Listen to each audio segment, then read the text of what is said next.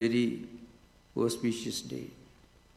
It is one of the most important celebrations and festivals in Hindu tradition, which extols the highest divine reality as the embodiment of mercy, kindness, the divine feminine archetype, which is called by different names, Durga, Kali, and so on. Now, in Vedantic tradition, in Hindu tradition, the first instruction that you receive from your teacher when you leave your school after Vedic education, the first word that's uttered is part of a convocation, which is mandatory, is Matrudevo Bhava.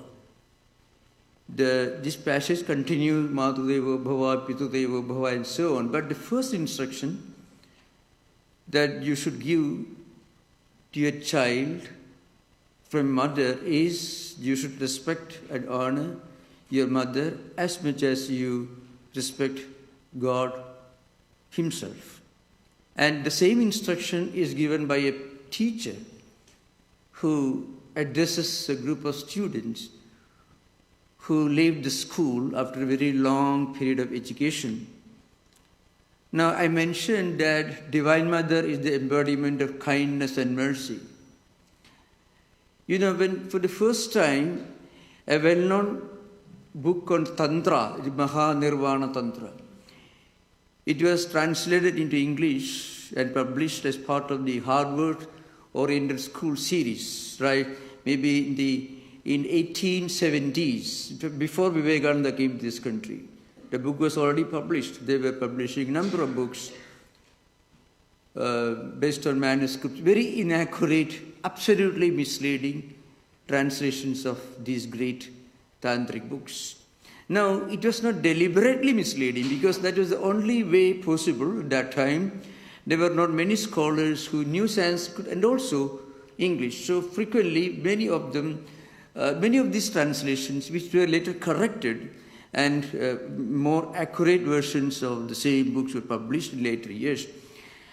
But if you read the first translation, it portrays Divine Mother as a horrible person who puts out the bloody tongue outside with very intimidating figure. You don't want to see your mother in that shape, I believe. Now, and you address Divine Mother. So you are addressing Divine Goddess as Mother. You don't want to see your own mother or grandmother to appear in that form unless you want to run away from your home. Now, there's a huge symbolism, spiritual symbolism behind all these imageries. Durga, Kali, Saraswati, and so on. Let's like Durga, for example, or Kali. Two of the most well-known spiritual symbolisms in Hindu tradition. Now, actually, the more terrible the figure, the more abstract, more sublime is the spirituality behind the symbolism. Divine Mother has got Kali, if you take, she is wearing a garland of skulls and a bloody sword in her hands, and certainly not a very pleasant figure to confront. But actually the whole thing is just a piece of sublime spiritual symbolism. Now, if you grow up only with a great liking for what is pleasant, suppose you are fed every day rasagula for 365 days of the year, or if you are asked to see only wonderful, everything comfortable, happiness everywhere, then you won't have the strength to confront something that is less than happy. You'll be shattered. Suppose you are asked to expect only happiness all your life and never to expect unhappiness. What happens is, even a very, very simple, very insignificant experience of unhappiness will be a shock, can be a devastating experience. But suppose you are asked to learn to like the terrible. Vivekananda's famous statement, liking the terrible, loving the terrible. What does it mean? There is no pleasant unpleasant equation in spirituality. So in the Divine Mother symbolism, what you see as the terrible is a reminder that this life will not be always happy. It has two sides of the same coin. So on the one hand, there is the Abhaya Mudra, a gesture that symbolizes protection, freedom from fear. The other mudra reminds you of a mother who is willing to give you both spiritual protection, spiritual sustenance, and also physical happiness, job, money, wealth, status, the dharma, artha, kama. So artha and kama is also part of human life. Dharma is very important.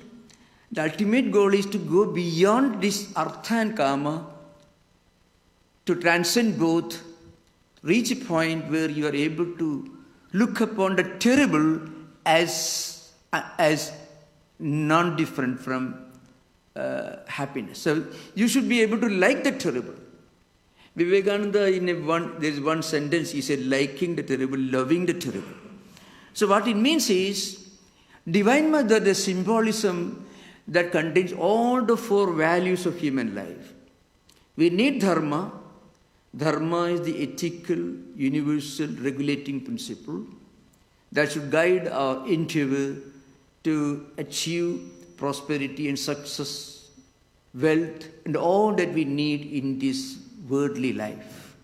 That is called Bhukti Mukti Pradayini. You find this in Lalita Sahasranama, and the same idea you find in so many ways throughout Durga Saptashadi. It's called the Chandi. So, Mother is the giver of Bhukti. Bhukti means what you need in this world. You need job, security, wealth, housing, car, all that. Mother is willing to provide. You are not asked to approach God for knowledge alone. That is a special clause for only men like Vivekananda. You remember the story behind Swami Vivekananda was in Dakshineshwar. He came to Sri Ramakrishna, told Sri Ramakrishna about his own predicament. He was looking for a job. He was in need of some resources, financial resources to take care of his family, his brothers and his sister and his mother. She was a widow. So Swamiji was looking for a job. And Sri Ramakrishna asked him, you go and pray to Mother. And Swamiji went to Mother, the shrine, and he could not pray for anything other than jnanam, spiritual knowledge. He went again and again, but he could not pray for anything other than knowledge.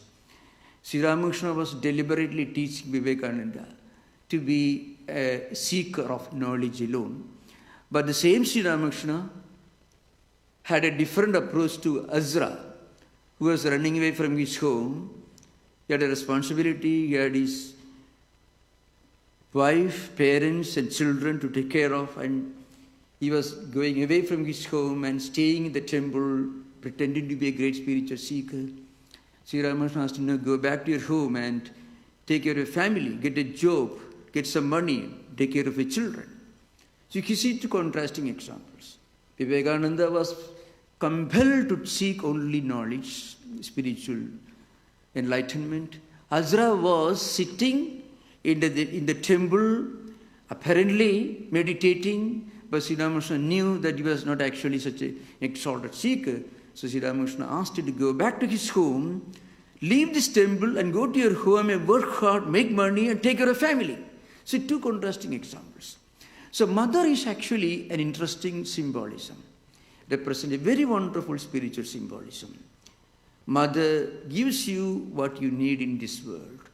But Mother also gives you the spiritual wisdom which helps you to realize the limitation of success, wealth, enjoyment in this world.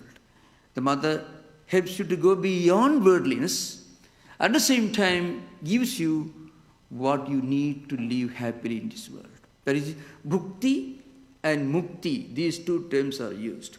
That's why Durga Puja is held mostly on this autumnal season. It's actually the dawn of prosperity, in Indian subcontinent. The autumnal season actually is the beginning of harvest season, where you get plenty of food grains.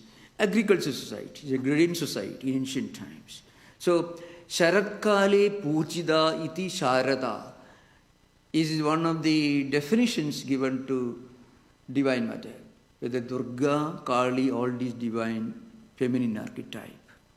So during the autumnal season, though you perform Durga Puja, but you also perform other embodiments of the divine feminine archetype, like Saraswati, with the embodiment of wisdom and knowledge, and Kali, who is the embodiment of the power of protection, and Durga, who is again the power of bhukti mukti pradayini, means the one who gives you all that you need to live successfully in this world.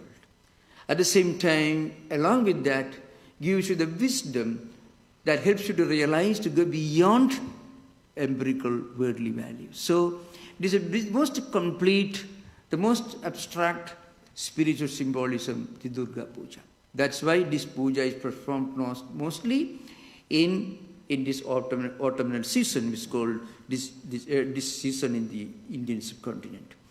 Another important definition of this puja is, you can find in English language, they use the spelling S-A-R-A-D-A and S-H-A-R-A-D-A.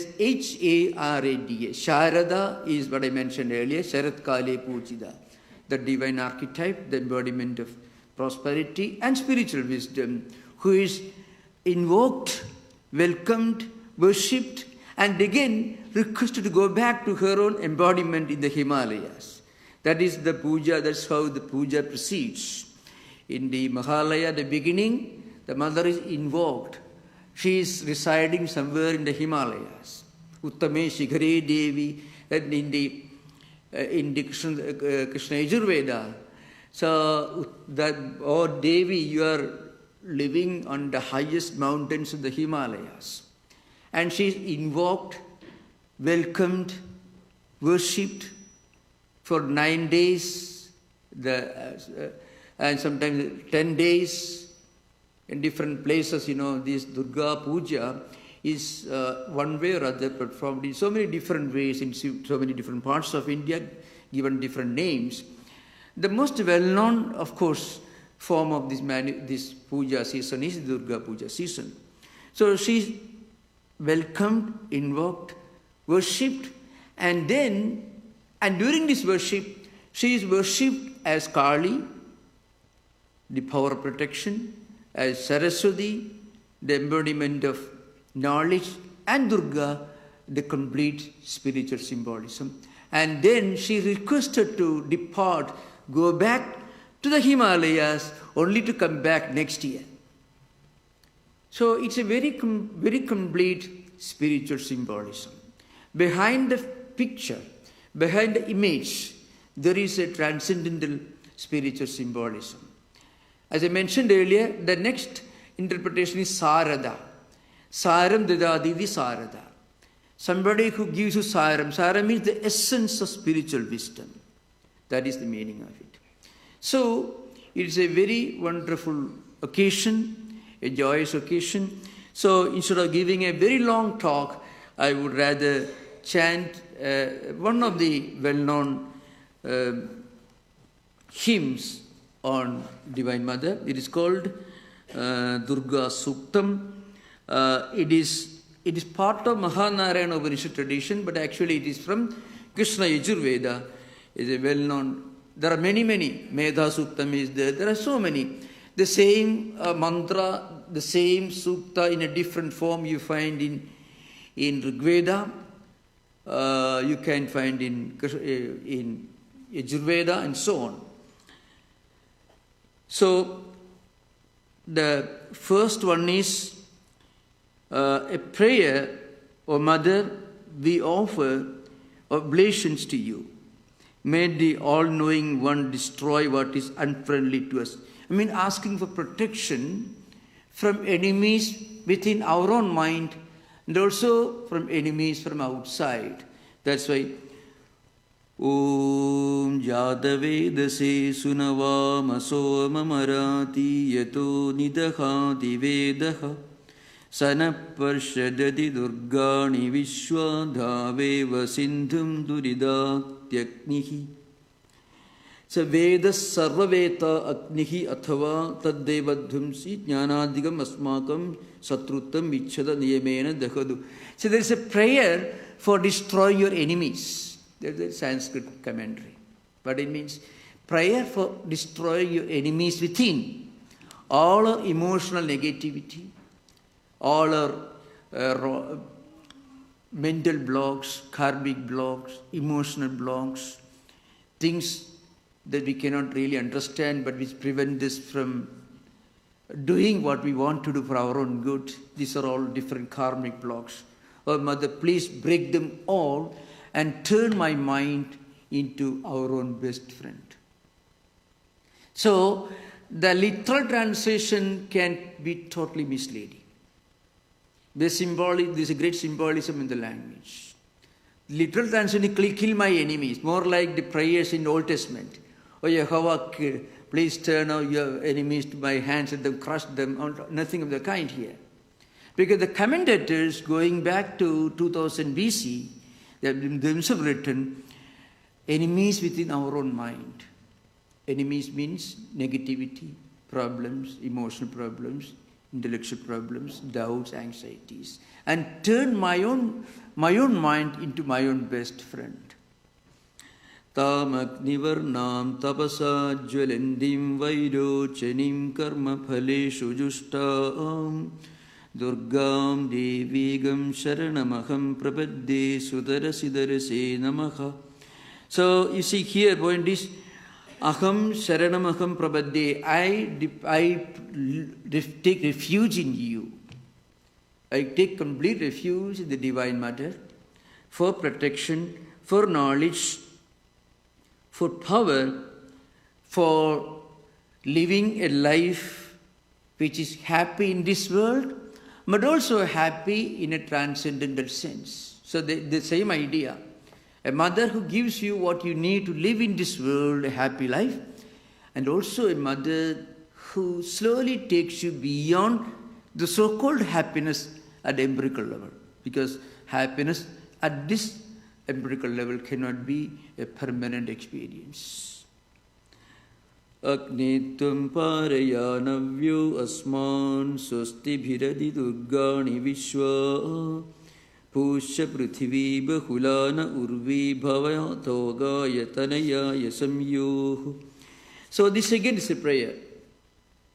Here, again the same mother present in different elements. So you can see fire, air, water, earth, all these, the entire 5 elements that constitute this empirical world is pervaded by the presence of the divine. So we can see the Divine Mother as a divine spiritual energy, not as an anthropomorphic form with a visible physical form, but as the all-pervading divine spirit which is present in all the 5 elements which constitute this empirical world. So, and the devotee is praying to all these 5 elements which are pervaded by the Divine Mother. Vishwanino Durgaha Jadaveda Sindhum Naravaduridanti Pashi Akne Atrivan Manasa Grunano Smakam Bodhya Vida Tanuna. It's an old way of chanting it. Anyway, here again, the same Divine Mother is invoked, addressed to as Jataveda. Jataveda is actually a name for fire that destroys ignorance, delusions, and all the karmic blocks. Some of the commentators explain these karmic blocks as internal emotional enemies. I mean, when we want to do something good, we are not able to do. There is an obstacle. Remove that obstacle, then our friend itself, our mind itself becomes our best friend. Pradanajidagam sahamana mugramugnigam kuvema paramat sudhastad sanapashadadi durgani vishwakshama devo atiduridatyaknihi. Again, we invoke from the highest place of assembly the fire god, who is the leader of all, who is the charger and vanquisher of the host of enemies, who is fierce. Again, the Divine Mother, present in all the 5 elements, which are active all the time. That Mother is prayed to, meditated upon for blessing us. And that Divine Mother will slowly take us beyond empirical towards the transempirical. So means, first, that is bhukti and mukti. It is a very unique concept in Vedantic tradition. Very important. See, there are many traditions which will tell you, give me what I want, wonderful, heavy, a life in heaven where everything is so wonderful. I mean, whatever you want to eat, you can eat. There are many other descriptions which I don't want to refer to, many traditions where heaven is described as the highest level of enjoyment. But in Durga tradition, in the Puja tradition, that physical enjoyments, wealth, status, all these are fully given importance. But at the same time, Mother takes you beyond that. These 2 important values, bhukti and mukti. Enjoyment in this world, whatever you need in this world, and also whatever you need to realize that these worldly enjoyments will not give you complete happiness. These 2 important values are invoked in Durga Puja tradition. So I can conclude this address by praying on behalf of all of you to the Divine Mother for prosperity and also for spiritual enlightenment. Because without prosperity, spiritual enlightenment will not make any sense. And another important point is, Durga Puja is essentially meant for householders, not for ascetics. Durga Puja is actually a festival for householders and not for people who, like Buddha, who renounce this world.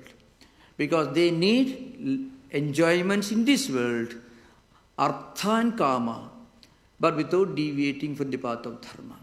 At the same time, Mother also takes you beyond worldly pursuits towards the highest spiritual enlightenment. So thank you. Now we have some announcements. After this, we will have